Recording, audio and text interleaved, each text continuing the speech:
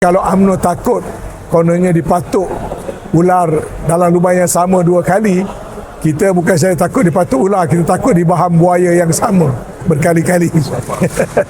Sampai pada kenyataan, ya, semalam Presiden UMNO membuat kenyataan bahawasanya pilihan raya Melaka menjadi pilihan raya pertama untuk mencuba pelaksanaan konsep rumah bangsa.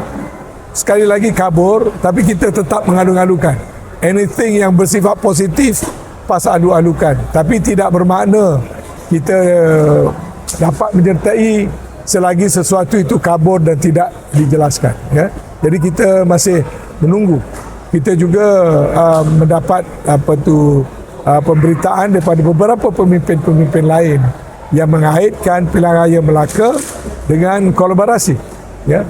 Saya tidak mahu, kerana sebagai seorang yang datang daripada soft UMNO, saya tahu kadang-kala terlalu banyak statement yang dibuat yang orang kata mempunyai niat lain di belakang, tidak transparent, tidak straightforward, dan kemudian tiba-tiba yang terjadi akhirnya lain daripada yang kita jangka.